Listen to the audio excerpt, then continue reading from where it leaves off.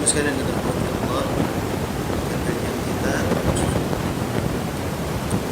masih dalam kitab Arba'in Hadisan fi Fadail Al-Quran, Fadlul Hadis terkait dengan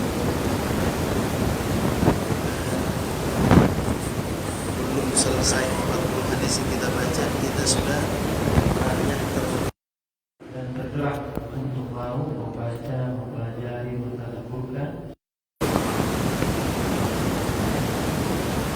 Nah, pada subuh hari ini kita akan membahas hadis yang ke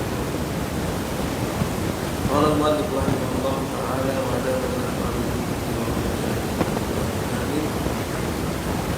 al-hadithul 'ishrun, hadis yang kedua.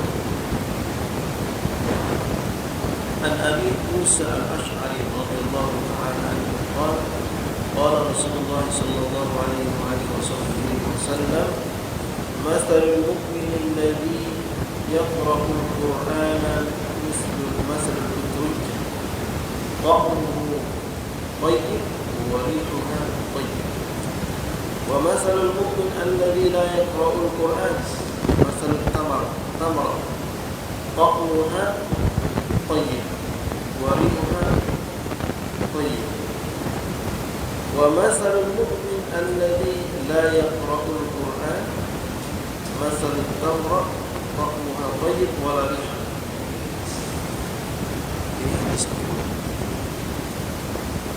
ومثل الفاجر الذي يقرأ القرآن كمثل الريحانة ريحها طيب وطعمها مر ومثل الفاجر الذي لا يقرأ القرآن كمثل الحنظلة طعمها مر ولا ريح.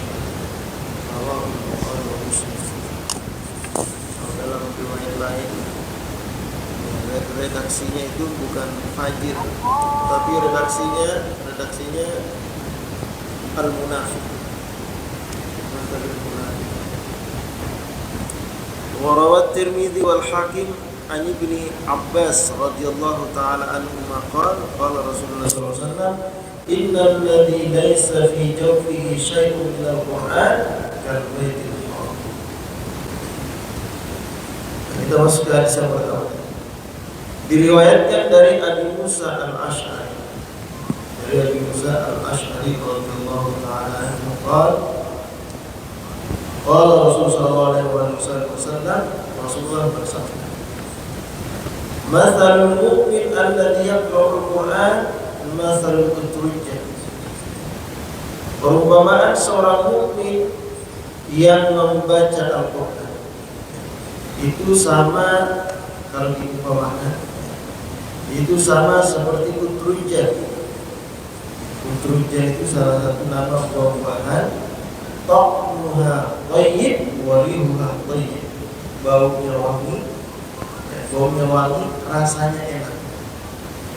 Dicium itu loh, jadi pengen makan. Pas dimakan kok enak banget. Ini orang mukmin yang baca Quran. Wa mathalul mu'min alladzi la yaqra'ul Qur'an.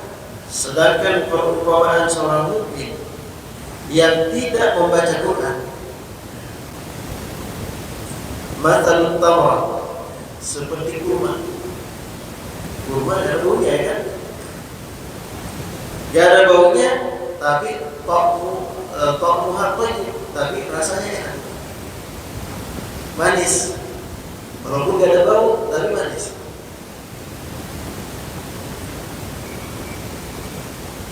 La rihala. Wa masalul fajir alladhi yaqra'ul Qur'an. Dan perumpamaan orang yang fajir. Orang fajir itu pelaku dosa, orang yang suka berbuat dosa, orang yang suka berbuat kezaliman, itu fajir.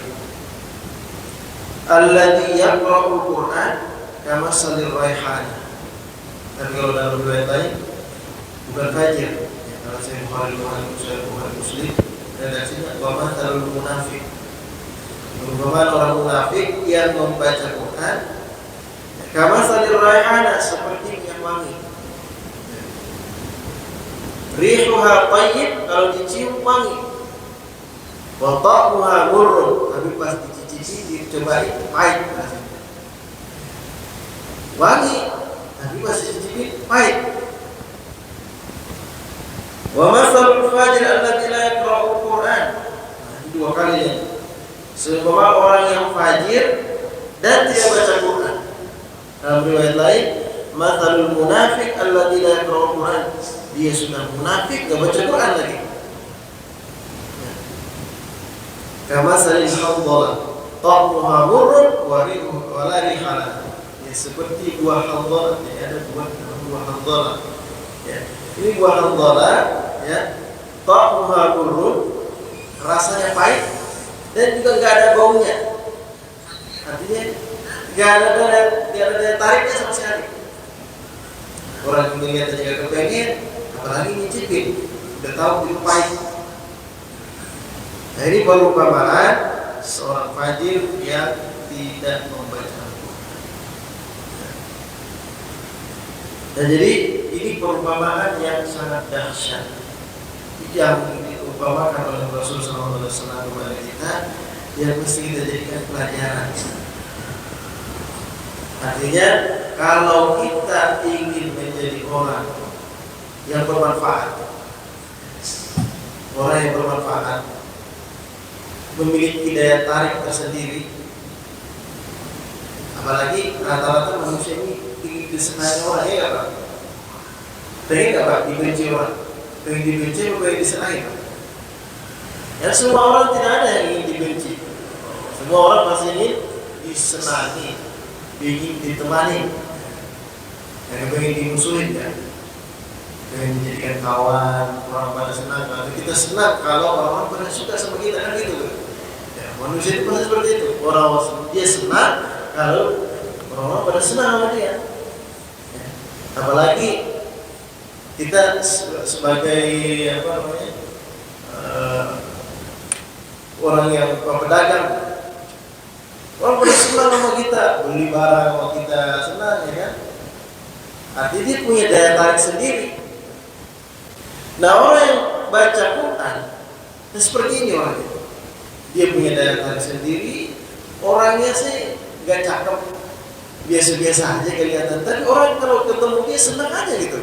Senang aja bergaul, berteman, ngobrol sama dia, senang aja. Dia punya daya tarik sendiri. Apalagi orangnya sudah ya, cakep.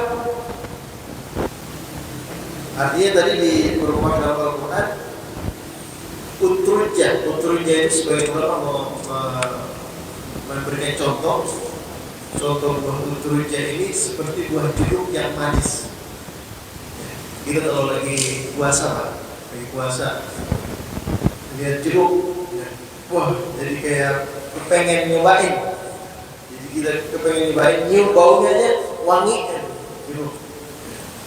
Apalagi jeruknya kalau dari kulkas, dari freezer misalnya, masih segar gitu kelihatannya. Kita pengen udah dingin, udah lagi puasa, jadi kita pengen nyobain. Jadi haus kita pengen nyobain.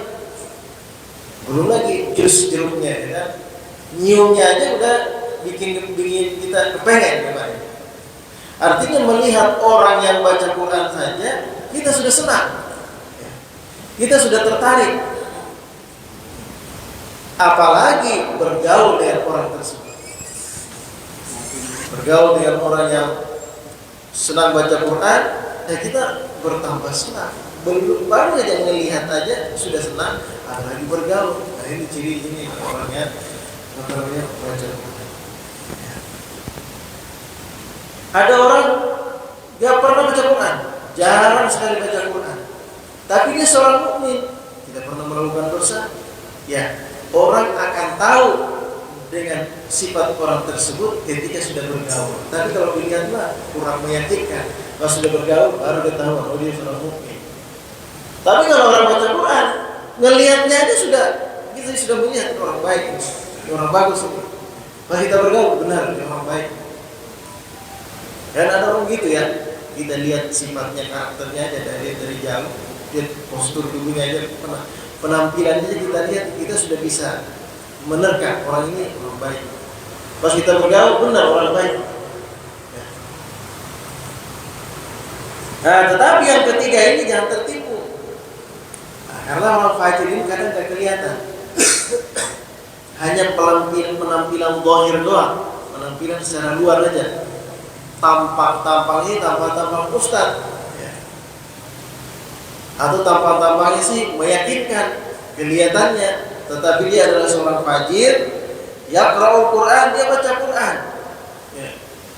Dia baca Quran, tapi ternyata dia adalah orang yang fasik, dia adalah orang yang munafik, orang yang fajir, ya. Walaupun secara zahir dia penampilannya bagus, tadi digambarkan ta'muha rihuha, ya, rihuha thayyib, wanginya bagus, wanginya harum, tetapi ketika dicobain pahit.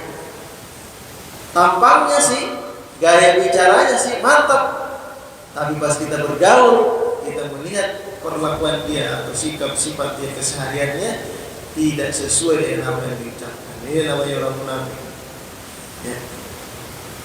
Baunya mah mantap kayaknya, pas dicobain ya pahit. Ucapannya sih meyakinkan, pas kita bergaul ya ternyata begitu, ya. Cuma ngomong doang, perbuatannya tidak sesuai dengan apa yang diucapkan. Ini wasalul munafik yang membaca Quran. Ada juga munafik, ya. Sudah munafik nggak mau baca Quran. Nah ini dua-duanya dia nih, ya. Udah nggak punya daya tarik sama sekali, orang udah pada benci, orang juga udah bergaul karena udah tahu sifat begitu. Lari pada, ya. Nama salil hamdalah ta'muha murrun wa lari. Udah rasanya pahit, ya, nggak punya bau lagi, nggak ada daya tarik.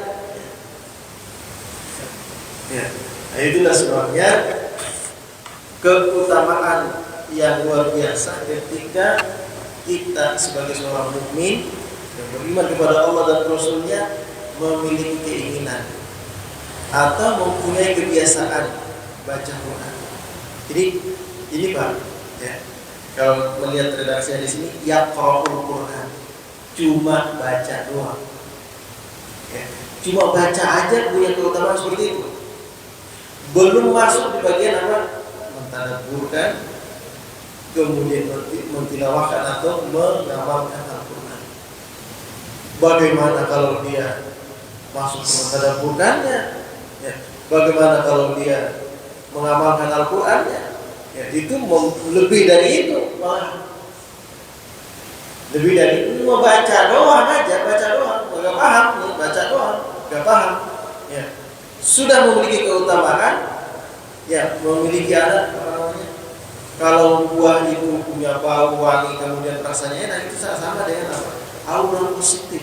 Dia punya aura positif, artinya orang yang suka baca Quran, dia sendiri sudah, Al-Quran itu sendiri sudah memberikan aura positif dalam tubuhnya, sehingga dia memiliki daya tarik tersendiri, ya.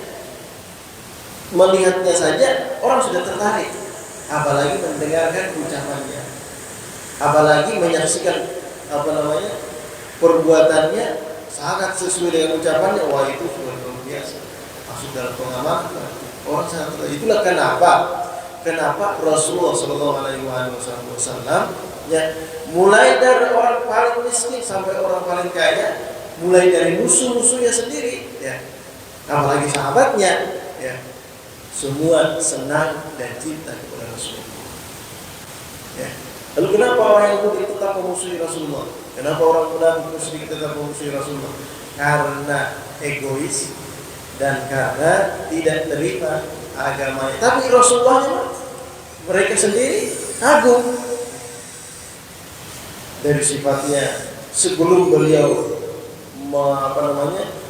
mendakwakan Islam, ya, sebelum usia 40, orang sudah kagum sama beliau. Sampai-sampai penduduk Mekah menggelar beliau sebagai Al-Amin, orang terpercaya. Dari sikapnya saja orang sudah percaya. Orang mulai tidak menerima Rasulullah itu. Kenapa? Karena ketika beliau menolak ajaran-ajaran, ya, ajaran-ajaran menyembah berhala, ya, kebiasaan orang-orang Yahudi seperti ini dan beberapa perilaku yang tidak baik, yang tidak sesuai dengan ajaran agama Islam, itu ditantang oleh beliau, barulah orang-orang musyrik ini ya mulai tidak senang dan tidak suka kepada Rasul. Tapi sebelumnya orang-orang percaya dan senang kepada Rasul dengan sikapnya. Nah, itu Rasulullah SAW. Artinya beliau ini sebagai wujud penampakan daripada Al-Quran, yang sosok beliau sendiri itu memiliki karisma yang luar biasa, memiliki aura yang luar biasa, yang membuat musuh-musuhnya sendiri ya senang sama beliau. Hanya karena egoisme, hanya karena tidak mau menerima ajaran yang disampaikan oleh Rasul sehingga beliau dimusuhi. Tapi sosoknya Rasulullah sendiri itu sudah membawa pengaruh yang luar biasa. Ya. Nah, itu apa namanya? Asar ya, atau aura positif yang dikeluarkan dan ditampakkan oleh Al-Quran dalam wujud seorang mukmin. Ya. Makanya Pak, orang-orang yang suka baca Quran, orang suka baca Quran nih, awet muda. Katanya sih awet muda. Kata orang dulu awet muda, apalagi tiap Jumat baca surah Al-Kahfi, datang masih perlu yakin ya kan? Makanya Bang Pepen kelihatan awet muda banget Bang Pepen. Tiap Jumat baca surah Al-Kahfi di sini. Ya. Bukan umurnya sih tetap nambah gitu. Ya. Muka mah mulai keriput dikit, tapi awet muda itu artinya dia terlihat seperti muda dulu. Maksudnya orang senang aja ngeliatnya gitu. Ya. Orang senang aja ngeliatnya. Ya. Itu maksudnya awet muda. Kan kita ngelihat wajah itu ngelihat penampilan ya Pak. Kita kalau ngelihat penampilan anak muda yang ganteng, bagus, rapi, dengan penampilan orang tua yang sudah berumur dan keriput, kita kira-kira penampilan yang kita senangi penampilan yang muda kan gitu kan ya. Ya. Artinya aura dari tubuhnya itu, aura dari wujud orang tersebut itu mempunyai daya tarik tersendiri. Nah, gitu. Nah, orang yang baca Quran, walaupun usia semakin bertambah, ya wajah semakin keriput, tetapi dia punya daya tarik tersendiri. Kita nggak tahu apa sebabnya kita ini jadi senang sama orang itu. Wah, senang aja gitu ngeliatnya. Nah, itu asal itu artinya dampak atau asal aura positif yang dibawa dalam tubuhnya karena dia senang baca Quran. Ya. Ada aja daya tariknya itu unik, orang senang aja gitu ya. Nah, ini riwayat yang pertama terkait dengan kalau saya bahasakan di sini aura positif yang dimunculkan oleh bacaan Quran kita sebagai seorang mukmin. Nah, riwayat yang kedua yang diriwayatkan oleh Abdullah bin Abbas radhiyallahu ta'ala anhu. Beliau berkata, qala Rasulullah SAW, Rasulullah bersabda, innal ladzi laisa fi jawfihi syai'un minal Qur'an. Sesungguhnya orang-orang yang di dalam dirinya tidak ada sedikit pun Al-Qur'an. Artinya dia enggak punya hafalan Al-Qur'an dan dia sendiri tidak pernah mengamalkan Al-Qur'an. Nah, seperti apa ini? Kal baitil kharab, seperti rumah yang sudah runtuh, yang ditinggalkan penghuninya. Ya, rumahnya udah lapuk, udah runtuh, nggak ada yang tinggal di situ. Artinya rumah yang runtuh itu kan, secara zahir kita ngomongnya, mana ada orang yang mau tinggal di situ? Rumahnya udah runtuh, udah lapuk. Rumah itu didekatin apa dijauhi? Rumah itu dijauhi. Nah, ini isyarat kepada kita, kalau kita tidak suka membaca Quran dan tidak mau membaca Quran, apalagi mengamalkannya, membacanya nggak mau kita baca Quran, maka jangan heran aura yang muncul di dalam diri kita ini, ya itu aura yang negatif. Ya, jangankan berteman dengan orang-orang mau berteman dengan kita, melihat kita saja orang sudah gak berteman. Jangan coba. Ya. Mau nggak kita dijadikan orang seperti itu? Orang nggak mau dekat-dekat sama kita, orang nggak mau berteman sama kita, ngelihat kita aja orang udah sebel. Gimana? Gak tahu saya, ada orang gitu kan? Gak tahu saya ya, ngelihat dia itu gak enak gitu. Pokoknya ya gak suka aja ngelihat dia gitu. Nah, Ada orang yang seperti itu. Nah, orang yang tidak pernah membaca Al-Quran, bahkan mengamalkan Al-Quran, enggak. Ini kalau Baitul Haram seperti rumah yang runtuh. Artinya dia sendiri dijauhi orang dan tidak ada orang yang mau berteman dengan dia. Kenapa? Kalau Baitul Haram, ya. Seperti rumah kalau udah runtuh, enggak ada orang yang mau tinggal di situ. Kecuali rumah mau direnov, paling juragan tanah yang mau beli murah begitu, lebih jual lagi, bangun rumah lagi. Ya. Nah, jadi jangan sampai kita ini seperti perumpamaan buruk yang digambarkan oleh Rasulullah SAW dalam riwayat. Mari kita berusaha, ya, untuk menjadikan diri kita ini lebih baik, ya, menjadikan diri kita ini dapat memberikan manfaat untuk orang lain. Keberadaan kita, ya, ditunggu dan sangat disenangi oleh orang lain. Jangan sampai keberadaan kita ini membuat orang tidak senang, bahkan orang-orang yang orang-orang tidak ingin bersahabat ataupun berbicara dengan kita karena, ya, tidak memiliki aura tersendiri dari Al-Quran, karena jauhnya kita dari Al-Quran sehingga kita menjadi seperti itu.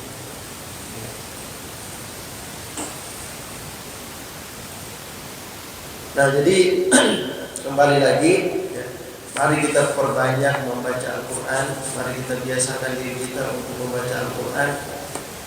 Kalau riwayat-riwayat sebelumnya pernah kita baca, keutamaan Al-Quran sebelumnya pernah kita baca. Ya. Kita membaca Al-Quran ini, yang seperti saya sampaikan juga, baca Al-Quran, ya, semata-mata mengharap keridhaan Allah.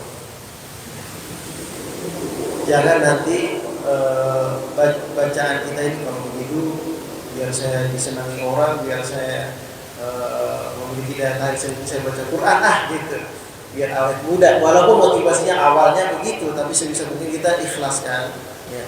Kita bersihkan niat kita, karena dengan keikhlasan itu maka athar ataupun aura positif yang akan keluar dari cahaya Al-Quran yang kita baca itu akan lebih tajam.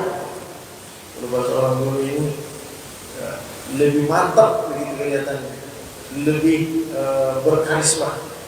Kalau kita membaca Al-Quran niatnya dari awal saja sudah seperti itu, maka kita sendiri akan, bukan karena Allah, ya, karena tujuan tertentu, maka kedepannya kalau ada orang benci kita atau ada orang-orang yang ada juga sama kita, yang disalahin apa?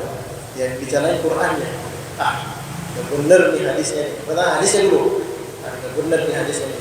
Saya juga baca Quran surah Al-Kahfi, tetap aja saya ingin jual, tetap aja saya ingin. Itu mungkin disebabkan karena niat kita dari awal baca Qurannya sudah begitu. Jadi kalau kita ingin mendapatkan amalan apapun itu, kita dikasih amalan Pak Kiai, kamu baca ini, dulu dikasih amalan, kamu baca Bismillah sekian ratus, ingin mendapatkan manfaat dari amalan tersebut, amalkan dengan ikhlas, jadikan itu bacaan zikir, menyebutkan surah Allah. Jangan berharap banyak dalam mengamal itu karena kepingin khasiatnya. Cukup amalkan saja karena Allah.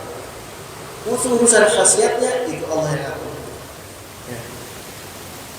Mau kapan Allah berikan, ya, itu urusan Allah. Jangan sampai saya bulan awal ini udah ada reaksinya kayak ini, ya, nggak laku juga ini kayaknya, udah berhenti aja lah ngamalin, berhenti dia ngamalin. Padahal kata Allah sehari lagi kamu amalkan itu kalau saya berikan. Cuma udah berhenti, udah bosan dia, akhirnya nggak jadi guys. Ya, kita nggak tahu, ya, sampai berapa kali kita mengamalkan suatu amalan itu, baru Allah Subhanahu Wa Taala munculkan khasiatnya, munculkan kabulkan keutamaan dari amalan-amalan tersebut, termasuk diantaranya Quran. Kita nggak tahu dampak positif yang akan dimunculkan oleh Allah Subhanahu Wa Taala dalam diri kita. Ya, kita nggak tahu kapan Allah Subhanahu Wa Taala akan berikan itu. Yang jelas Allah pasti akan berikan kalau kita membacanya karena Allah. Saya teringat di kampung saya, di tetangga rumah di kampung di Sulawesi. Ada orang tua masih dipanggil nenek, kakek. Kalau orang tua di orang Sulawesi itu nenek laki-laki atau perempuan semua dipanggil nenek. Laki-laki kakek panggil nenek juga. Nah beliau ini, ajibnya nih, beliau kalau jalan kemana-mana pakai kacamata. Kalau jalan kemana-mana. Tapi kalau baca Quran nggak pakai kacamata. Ya, kalau pakai kacamata malah nggak kelihatan. Walaupun kacamata udah diganti sama aja. Ya, justru lebih jelas dia baca Quran ketika dia nggak pakai kacamata. Ya. Artinya apa? Dia punya apa? Khasiat tersendiri yang Allah wujudkan pada diri orang tersebut dan dari keutamaan kesehatan matanya untuk melihat yang baik-baik, yang bagus-bagus itu, masya Allah. Di usia yang sudah cukup tua sekali, 90 tahun, 90 tahun baca Quran masih jelas. Ya, nggak pakai kaca pembesar ya. Jadi saya pernah lihat juga, dia nggak mau pakai kacamata, jadi pakai kaca pembesar gitu dilihatnya. Ini enggak. Ya. Jadi salah satu keutamaannya Allah berikan kepada orang-orang yang memang sudah membiasakan dirinya membaca. Nah, oleh sebab itu mudah-mudahan melalui hadis ini sedikit memotivasi kita untuk tidak melewatkan hari kita tanpa kita baca Quran. Ya walaupun itu cuma 5 baris, sepertiga halaman, ya kan. Apalagi bisa baca 1 halaman, apalagi mampu membaca artinya. Baca artinya, besok ganti lagi dulu sampai hatam, diulangi lagi. Sedikit demi sedikit Al-Quran itu akan memberikan aura-aura positif dalam hidup kita dan menjadikan kita hamba yang senantiasa taat kepada Allah, memiliki aura positif yang bisa menarik orang untuk semakin dekat kepada Allah SWT. Keberadaan kita aja bisa membuat orang dekat kepada Allah, apalagi ya kita memberikan nasihat kepada orang lain. Nah itu sudah cukup luar biasa bagi orang yang senang. Nah, barangkali sampai di sini ada yang mau bertanya, silakan. Ya. Waalaikumsalam. Ada saudara saya yang masih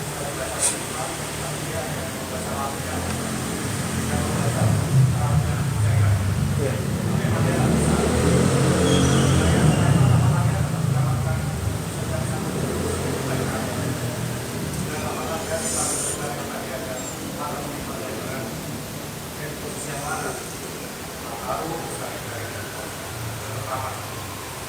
Sudah baca Quran Latinnya aja.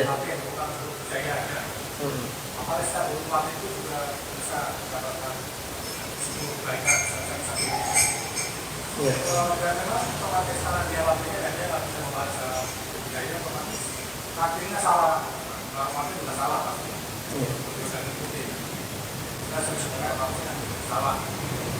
Ya, apakah kita mendapatkan Ya. dan kalau kan kita lakukan bahwa nanti ada sosok latar kapal yang menemani kita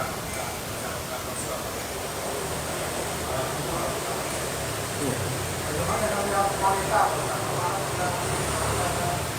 perempuan cantik atau kapal itu masih banyak. Ya. Nah, jadi membaca Al-Quran itu yang dinilai itu bacaannya. Mau dia pakai Latin, apalagi sekarang ada orang buta itu membaca Quran cuma meraba namanya Braille. Nah, Braille itu kan ngeraba aja udah bisa baca. Apakah yang dinilai rabahannya atau tulisannya atau yang dinilai bacaannya? Dan yang dinilai di sini bacaannya ada penuturan kata setiap hurufnya itu. Ya, walaupun dia bacanya pakai Latin, tapi kalau penuturan bacaannya itu benar, dia dapat nilai 1 hurufnya 10. Paham? Ya. Karena yang diperintahkan ya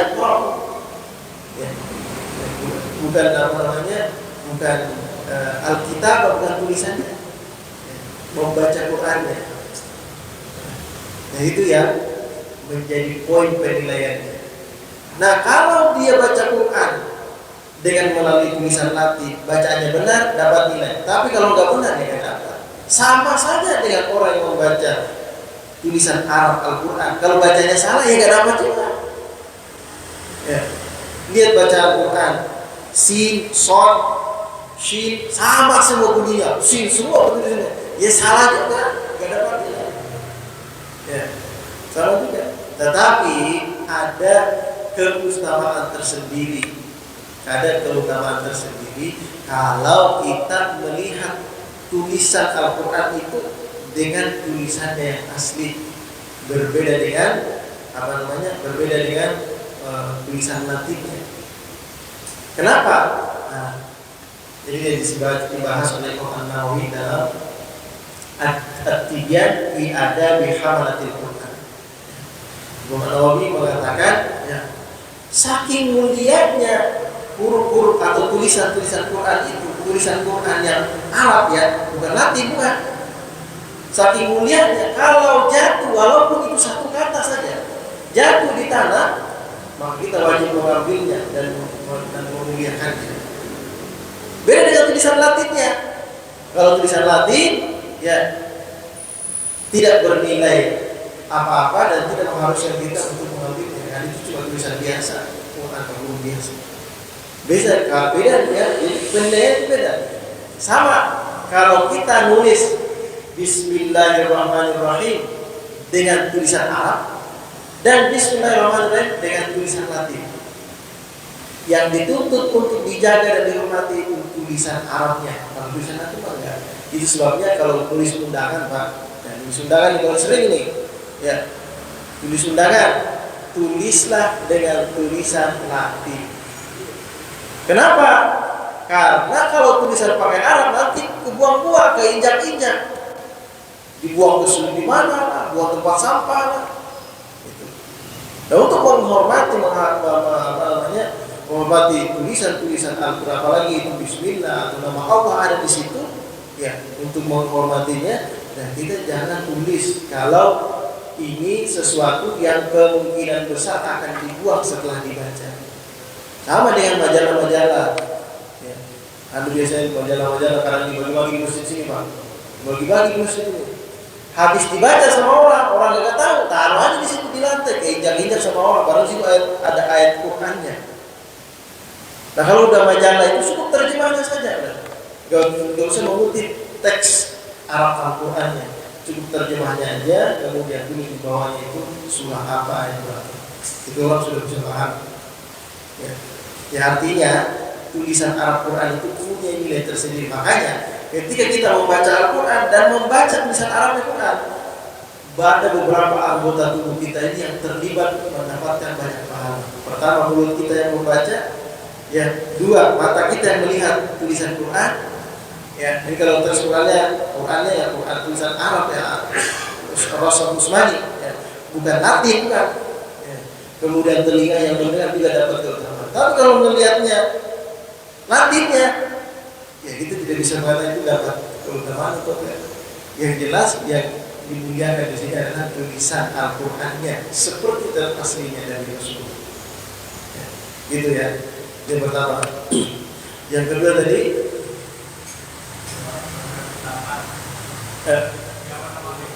ya, orang yang menemani di alam kubur. Ada riwayat. Ya, jadi intinya di sini dalam riwayat disebutkan adalah orang yang membaca Al-Quran, terutama keutamaan surah Al-Mulk. Orang yang sudah membacanya, rutin membacanya, nanti Allah akan wujudkan surah ini. Ya, Allah akan wujudkan surah ini sebagai seseorang yang sangat rupawan, ya, seperti orang yang sangat rupawan yang akan menemaninya di alam kubur. Siapapun itu, laki perempuan sama, yang menemaninya itu rahasia Allah. Ya. Yang jelas yang menemaninya itu, ya, adalah malaikat yang diwujudkan dalam Al-Quran yang diwujudkan Allah seperti orang yang rupawan, ya, yang akan menemaninya di alam kubur. Allah alam seperti apa orang ini, apakah kalau laki-laki orang tampan, kalau perempuan orang cantik, atau seperti apa, itu urusan Allah. Intinya ada teman di alam kubur, gak kesepian. Orang ini yang akan menghibur dia di alam kubur. Nah, itu pembujudan daripada Al-Quran. Ya urusan laki perempuan walau alam ya. Walaupun kadang-kadang ada juga yang ceramah, waktu orang yang cakep banget nanti minuman Al-Quran. Walau alam seperti apa? Dan itu cuma gambaran saja. Ya. Yang aslinya mah walau alam. Ya, ya. Dari lahir dia tunanetra, Ya. tapi dia kan tidak pernah membaca atau melihat Al-Quran. Tapi dia hafal dari kira-kira hafal. Ya.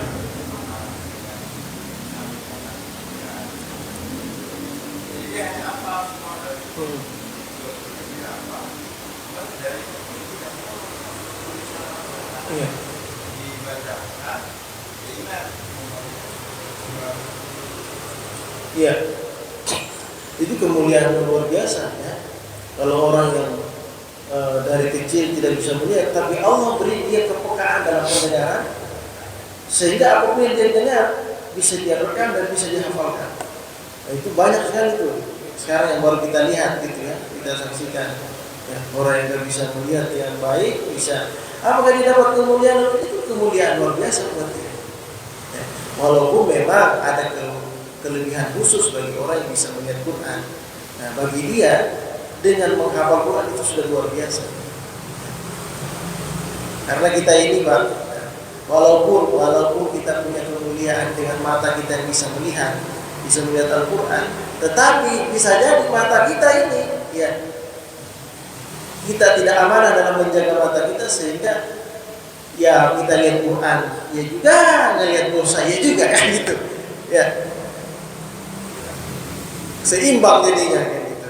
Bahkan ada yang banyakkan dosanya dilihat daripada Quran. Qurannya mah dilihatnya baru mobil sudah ngantuk aja gitu, dilihat dosa berjam-jam udah kayak ngantuk-ngantuk gitu, ada gitu ya.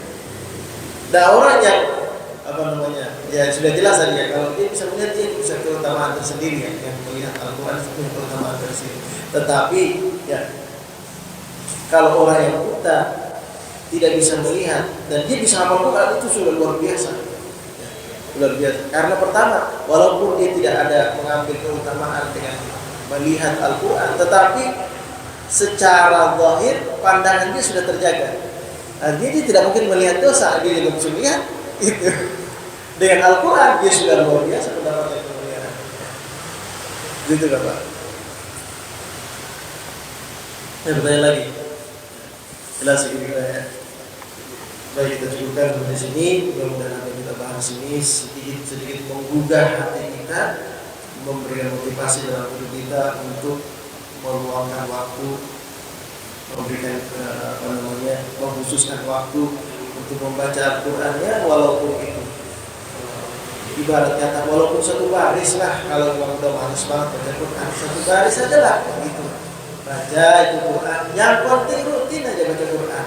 Insya Allah Allah Subhanahu Wa Taala akan jadikan Quran yang kita baca tersebut menjadi pertama yang sebelumnya kita bahas, yang sebelumnya menjadi perisai dalam kehidupan kita, akan menjadi petunjuk jalan kita sehingga kita hidup di dunia ini ya terarah ya.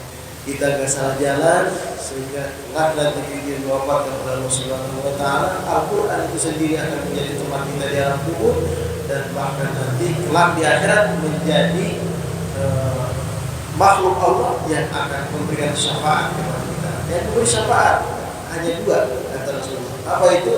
Al-Quran dan puasa. Al-Quran dan puasa. Kalau bukan puasa, kalau puasanya juga hanya kelahan lapar, itu jadi syafaat. Dan kalau kita sudah baca Quran, apalagi kita punya dua harapan. Kalau kita tidak ada syafaat dari puasa, ya dari Al-Quran. Dan tidak kita punya dua harapan. Mudah-mudahan Allah Subhanahu Wa Taala mengabulkan segala hajat kita. Al-Fatihah. Alhamdulillah Bismillahirrahmanirrahim. Bismillahirrahmanirrahim.